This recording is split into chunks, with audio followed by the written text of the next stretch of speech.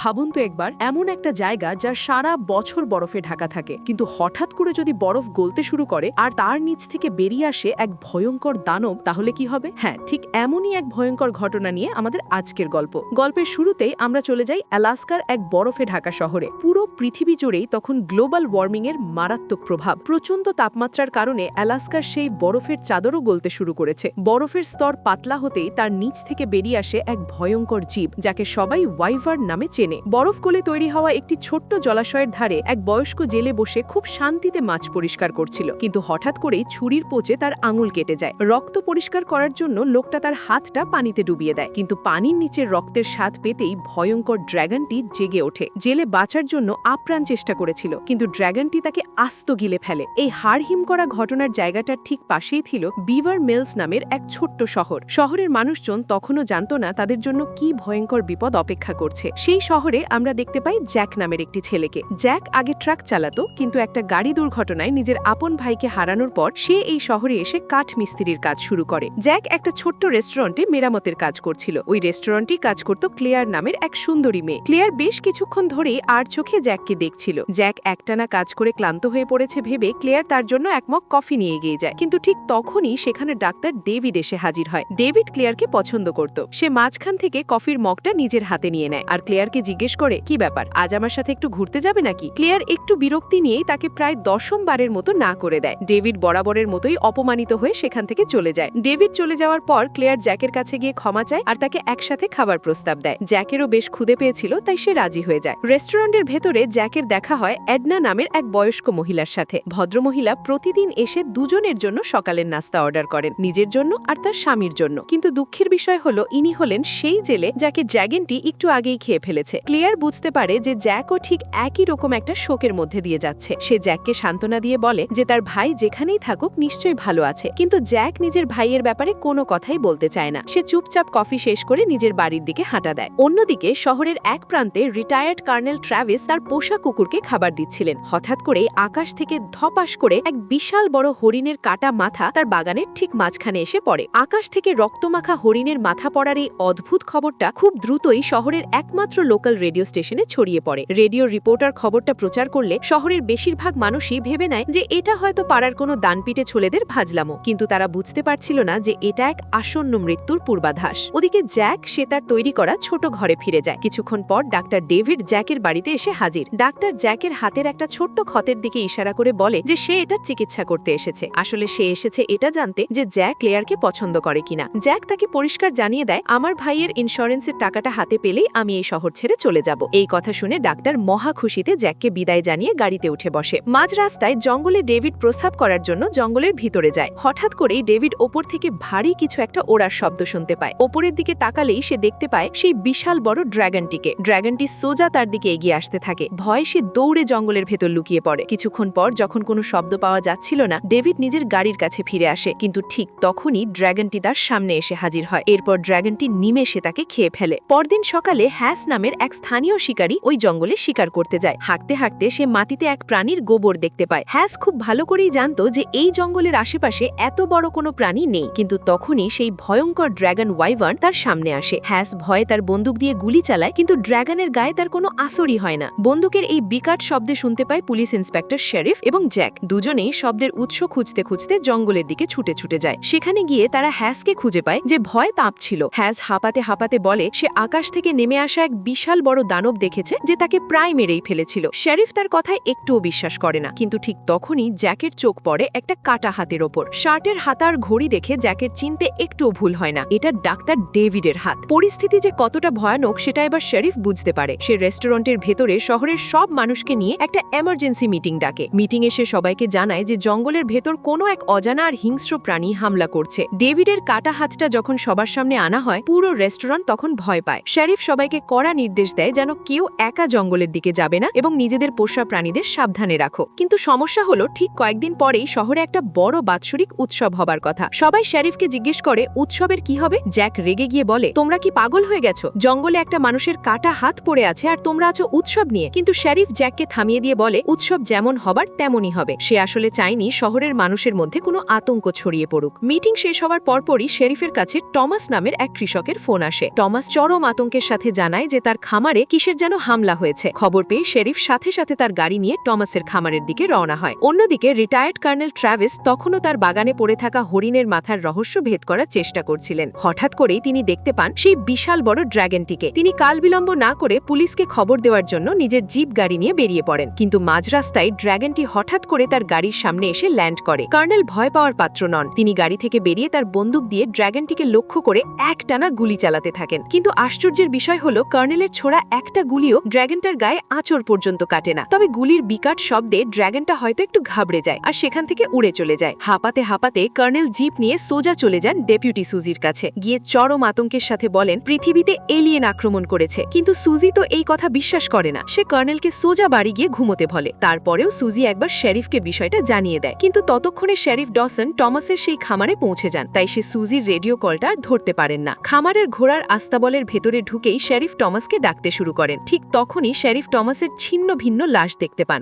এমন দৃশ্য দেখার কোনো পূর্ব অভিজ্ঞতা তার ছিল না। তা দেখে শেরিফ সাথে সাথে অজ্ঞান হয়ে যান। ওদিকে কর্নেল ছুটে যান হ্যাম্পটনের কাছে। হ্যাম্পটন শহরের রেডিও স্টেশনে কাজ করে। কর্নেল তাকে কাকুতি মিনতি করে বলেন রেডিওতে এক্ষুনি একটা এমার্জেন্সি অ্যানাউন্সমেন্ট করে সবাইকে এই দানবটার কথা জানাতে। কিন্তু সরকারি অনুমতি ছাড়া হ্যাম্পটন এমন কোনো ঘোষণা করতে সরাসরি অস্বীকৃতি দেয়। রাগে কর্নেল এবার যান তার বন্ধু ফর্লের কাছে, যে খাবার রান্নার কাজে ব্যস্ত। কিন্তু ফর্লও তার কথা বিশ্বাস করে না। কিন্তু তখনই উইভার্ন একদম রেডিও স্টেশনের সামনে এসে হাজির হয়। দানবটাকে নিজের চোখে দেখে হ্যাম্পটন ভয়ে কেঁপে ওঠে। সে তাড়াহুড়ো করে রেডিওর মাধ্যমে সাহায্যের জন্য মেসেজ পাঠানোর চেষ্টা করে, কিন্তু ড্র্যাগনটা মুহূর্তের মধ্যে রেডিও স্টেশনের বাইরের বিদ্যুতের খুঁটিটা ভেঙে দেয়, আর সাথে সাথে পুরো শহরের রেডিও সিস্টেম পুরোপুরি বিকল হয়ে যায়। এদিকে খামারের শেরিফের জ্ঞান ফেরে। তিনি তার পোর্টেবল রেডিও দিয়ে সুজিকে নির্দেশ দেন যে শহরের সব মানুষকে যেন সে তাড়াতাড়ি নিজেদের বাড়িতে পাঠিয়ে দেয়। নির্দেশ পাওয়া মাত্রই সুজি একটা মেগাফোন হাতে নিয়ে সবাইকে সতর্ক করতে শুরু করে, কিন্তু ঠিক তখনই ড্র্যাগনটি এসে সুজিকে ছিন্ন ভিন্ন করে চলে যায়। এই দৃশ্য দেখে শহরের লোকজন যে যার মতো প্রাণ বাঁচাতে ছুটতে থাকে।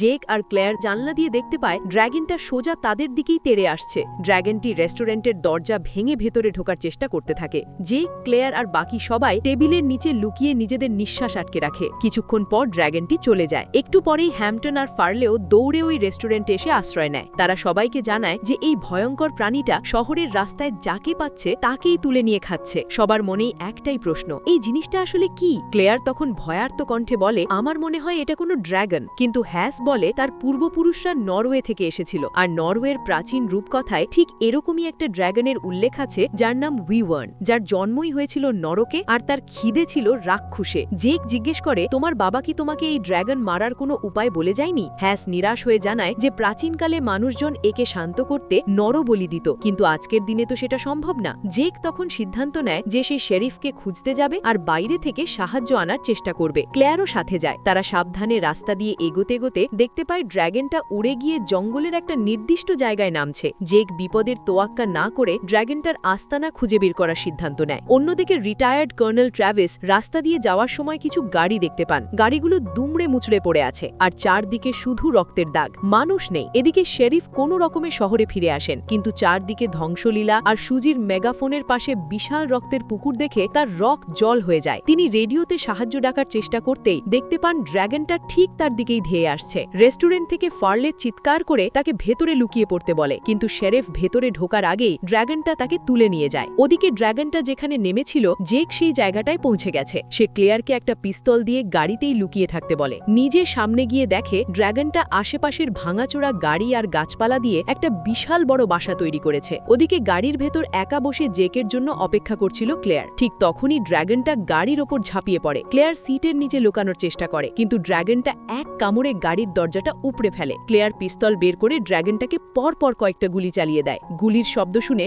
জেক পাগলের মতো দৌড়ে আসে, কিন্তু এসে দেখে গাড়িটা খালি। তার বুকটা ভয়ে কেঁপে ওঠে, কিন্তু একটু খুঁজলেই সে দেখতে পায় ক্লেয়ার জঙ্গলের একপাশে লুকিয়ে আছে। ঠিক সেই মুহূর্তেই কর্নেল ট্র্যাভিসও সেখানে এসে উপস্থিত হন। তিনি জেককে জানান যে ড্র্যাগনটা শহরের বাইরের সব রাস্তা বন্ধ করে দিচ্ছে। সে চায় না এই শহরের কেউ বাইরে যাক। সে শহরের মানুষদের নিজের প্যান্ট্রির খাবারের মতো আটকে রাখতে চাইছে। এখন এই ড্র্যাগনটাকে মারা ছাড়া আর কোনো বিকল্প নেই। শহরের সাথে বাইরের দুনিয়ার যোগাযোগের মাধ্যম রেডিও, কিন্তু সেটার অ্যান্টিনা তো আগেই ভেঙে গেছে। হ্যাম্পটনের হঠাৎ মনে পড়ে রেডিও স্টুডিওতে একটা ট্রান্সমিটার আছে, কিন্তু সেটা দিয়ে সিগন্যাল পাঠাতে হলে অনেক শক্তিশালী একটা অ্যান্টিনার প্রয়োজন। হিসেব কষে দেখা যায় কাছের একটা হার্ডওয়্যার স্টোরে হয়তো এরকম অ্যান্টিনা পাওয়া যেতে পারে। সময় নষ্ট না করে জেক আর হ্যাম্পটন অ্যান্টিনার খোঁজে বেরিয়ে পড়ে। যাওয়ার পথে তারা দেখতে পায় শেরিফের পরিত্যক্ত গাড়িটা রাস্তার পাশে পড়ে আছে। ভেতরে উঁকি দিতেই তাদের চোখ চকচক করে ওঠে। গাড়ির ভেতর প্রচুর অস্ত্র আর গোলাবারুদ। সেগুলো কুড়িয়ে তারা কর্নেলকে দেওয়ার জন্য রেখে দেয়। সোজা চলে যায় সেই স্টোরের দিকে। স্টোরে পৌঁছে জেক এক লাফে ছাদে ওঠে অ্যান্টিনাটা খোলার জন্য।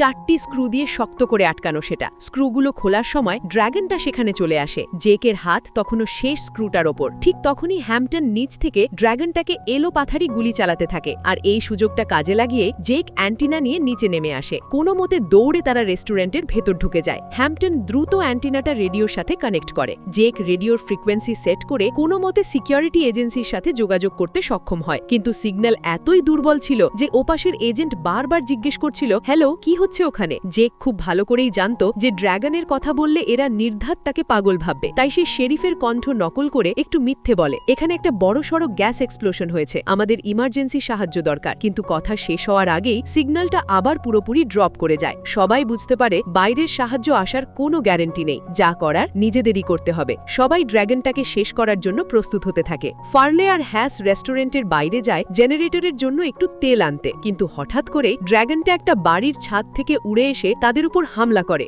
ড্র্যাগনটা তার শক্ত লেজ দিয়ে ফর্লেকে আঘাত করে, তাকে আহত করে। জেক তাকে বাঁচানোর জন্য রেস্টুরেন্ট থেকে দৌড়ে বেরোয়। বাকি সবাই ড্র্যাগনটার দিকে অনবরত গুলি চালাতে থাকে। অন্যদিকে ড্র্যাগনটার সেই ভয়ঙ্কর আস্তানায় পড়ে আছে ডক্টর ডেভিড। ডেভিড এখনো বেঁচে আছে। ড্র্যাগনটা তাকে মারেনি। ডেভিড নিজের গলার টাইটা বনে দিয়ে তার কাটা হাতে বেঁধে দেয়। ঠিক তখনই তার চোখ পড়ে ড্র্যাগনের বিশাল সাইজের 3টে ডিমের ওপর। কিন্তু সে কিছু করার আগেই ড্র্যাগনটা তাকে কামড়ে ধরে সোজা শহরের দিকে উড়াল উঠায়। এদিকে রেস্টুরেন্টে ক্লেয়ার আর জেক মাত্র একটু স্বস্তির নিঃশ্বাস ফেলছিল। ঠিক তখনই হ্যাস চিৎকার করে ওঠে, উইভার্ন আবার ফিরে এসেছে। সবাই জানলা দিয়ে বাইরে তাকাতেই দেখে ড্র্যাগনটা ডেভিডকে মাঝ রাস্তায় ধপাস করে ফেলে দিয়ে একটু দূরে গিয়ে বসে আছে, যেন সে চাচ্ছে কেউ একজন ডেভিডকে উদ্ধার করতে বাইরে আসুক। জেক সেটা খুব ভালো করেই বুঝতে পারছিল, কিন্তু চোখের সামনে একজন মানুষকে সে মরতে দিতে পারে না। ডেভিডকে বাঁচাতে জেক একাই বাইরে বেরিয়ে যায়। জেক বাইরে আসতেই ড্র্যাগনটা তার উপর ঝাঁপিয়ে পড়ে। জেক নিজের পিস্তল দিয়ে গুলি চালাতে থাকে। ভেতর থেকে হ্যাস আর কর্নেলও অনবরত ফায়ার করতে থাকে। কিন্তু ড্র্যাগনটা জেকের দিকে ভয়ঙ্কর গতিতে ধেয়ে আসে। ঠিক সেই মুহূর্তে আহত ফার্লে নিজের জীবনের মায়া ত্যাগ করে ড্র্যাগনটার সামনে চলে আসে।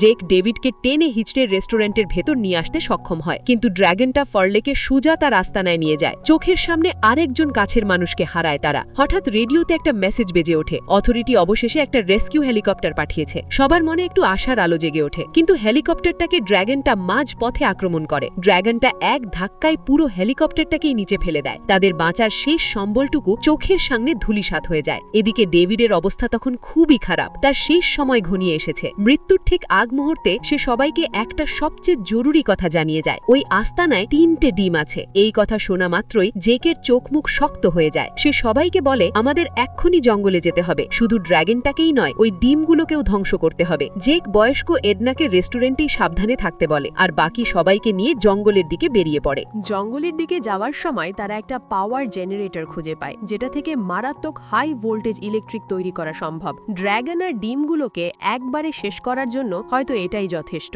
হ্যাম্পটন তার মেধা খাটিয়ে জেনারেটরটাকে মেরামত করে ফেলে। জেক যখনই কারেন্ট চালু করার জন্য ক্র্যাঙ্কটা টানতে যাবে, ঠিক সেই মুহূর্তে ড্র্যাগনটা তাদের সামনে চলে আসে। এসেই সে তার লেজ দিয়ে হ্যাসকে আঘাত হানে। তারা পাগলের মতো ড্র্যাগনের দিকে গুলি ছুটতে থাকে, আর হ্যাম্পটন জেনারেটরটা অ্যাক্টিভেট করার আপ্রাণ চেষ্টা করে। কিন্তু তাদের সব চেষ্টাই ব্যর্থ হয়। ড্র্যাগনটা সেখান থেকে উড়ে পালিয়ে যায়। কিন্তু ড্র্যাগনের লেজের আঘাতে হ্যাস ঘটনাস্থলেই মারা যায়। নিজের সবচেয়ে কাছের বন্ধুকে চোখের সামনে মরতে দেখে কর্নেল ট্র্যাভিস রীতিমতো পাগল হয়ে যান। তিনি রাগে ড্র্যাগনের ডিমগুলোকে গুলি করতে থাকে। জেক দ্রুত যাকে থামায়। সে বলে, পাগল হলেন নাকি? এই ডিমগুলোর মাধ্যমে আমরা ড্র্যাগনটাকে ফাঁদে ফেলতে পারবো। প্ল্যান অনুযায়ী তারা ডিমগুলো নিয়ে রাস্তার দিকে এগোতে থাকে। মাঝপথে তারা একটা বিশাল কার্গো ট্রাক দেখতে পায়। জেকের মাথায় একটা বুদ্ধি খেলে যায়। সে সিদ্ধান্ত নেয় এই ট্রাকটা ব্যবহার করেই সে ড্র্যাগনটাকে ফাঁদে ফেলবে, আর এই কাজটা সে একাই করবে। সে চায় না ক্লেয়ার বা অন্য কারো জীবনের ওপর আর কোনো ঝুঁকি আসুক, কারণ এই চরম বিপদের মাঝেই জেকের মনে ক্লেয়ারের প্রতি একটা ভালোবাসার জায়গা তৈরি হয়ে গিয়েছিল।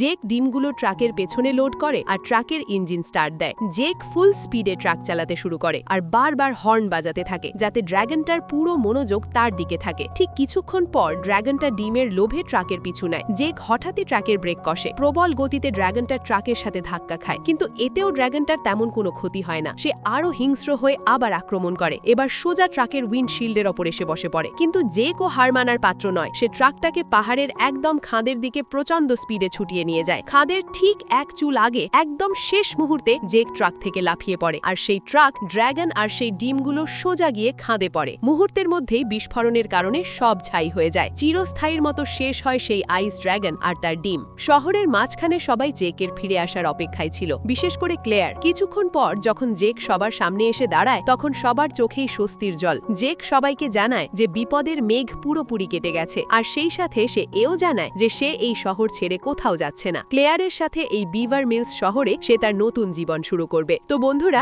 এই ছিল আমাদের আজকের মুভির ভয়ঙ্কর কিন্তু রোমাঞ্চকর গল্প। গল্পটা আপনাদের কেমন লাগলো তা অবশ্যই কমেন্ট করে জানাবেন। আর হ্যাঁ, আমাদের সিনেবাড়ি চ্যানেলকে সাবস্ক্রাইব করতে একদম ভুলবেন না। বিদায়।